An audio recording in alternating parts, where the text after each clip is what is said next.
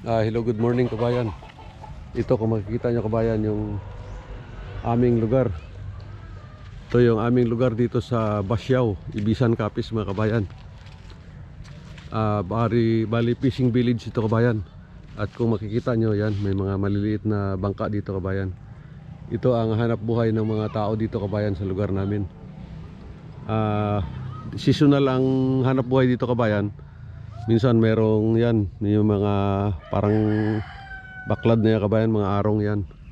At ito may mga troll at iba-ibang hanap buhay ang ginagawa dito kabayan. Ngayon,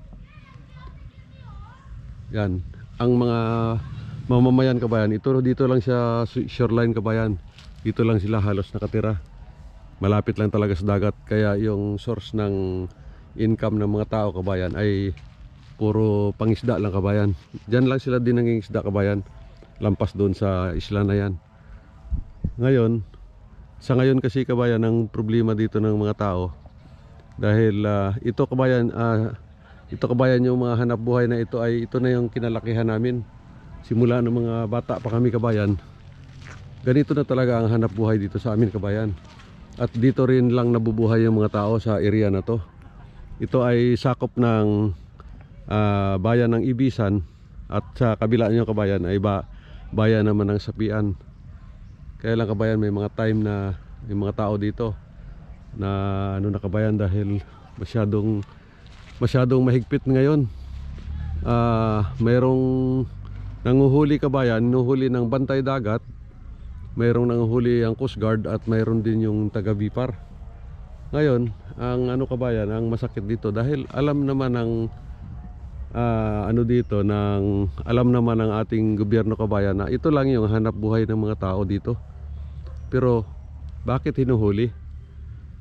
Di ba dapat ang gobyerno natin kabayan tulungan yung mga tao para mabuhay kahit papaano, hindi naman naghahanap buhay ng illegal kabayan. Sinasabi nilang illegal dahil ito ay mga troll kabayan, pero actually at nakakasira daw ng mga corals, mga ano. Actually kabayan, yung troll, hindi ito pwede i-operate sa mga corals kabayan, kasi hinihila ito ang lambat. At ang kadalasan na area lang nila kabayan kung saan sila umiikot, doon din lang kabayan. Hindi na yan lumalayo pa kung saan. Kung yung common ground na kabayan na pinagkukuhanan nila ng nung araw pa, yun din lang kabayan, paikot-ikot lang yan sila doon.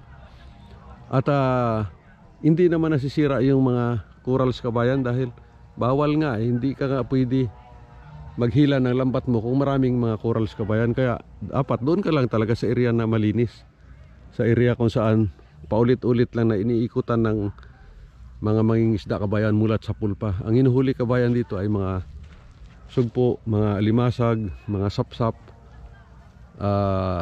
kung ano-ano pa, may pusit, meron ding mga dilis kabayan, may tamban.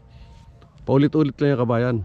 At simulat sa pool naman basta ganito lang naman kabayan na hanap buhay, maliliit na bangka, hindi naman talaga nauubos kabayan. Dahil ang alam ko, mula pa nung maliit kami kabayan, yun na rin talaga ang hanap buhay, hindi naman nauubos.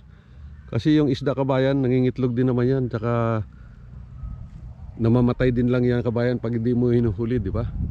Ganun din yung mga hipon na yan kabayan.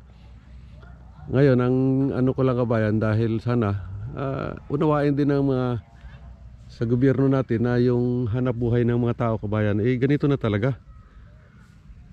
Ang dapat natin na kabayan, ang dapat natin kontrolin sa ating mga kinauukulan, lalo na sa Bipar, Coast Guard, yung mga malalaking bangka kabayan na nakakasira talaga. Yung mga malalaking troller na talagang uubos yung isda pagka dumaan sila kabayan. At yung mga net kabayan na talagang maliliit ang butas na hindi na talagang pati similya nauubos. Kaya yun sana ang kinokontrol natin. Dapat nga ang Coast Guard, mga Bipar, proteksyonan natin yung mga maliliit na mga fishermen natin dito kabayan sa village na ito, dahil ito lang naman ang hanap buhay nila. Kaya yun lang sana ang dapat unawain. Kasi kung wala din lang naman tayong tulong na may ibigay sa ating mga mamamayan kabayan, yun man lang sana. Pagbigyan natin, proteksyonan natin against dun sa mga illegal na mga fishermen na mga pumapasok sa area natin. Yung mga malalaking mangingisda na nakakasira talaga ng ano natin, yun ang protektahan natin, yun ang pagbawal natin. Pero itong mga maliliit kabayan, proteksyon na natin at tulungan para naman makasurvive.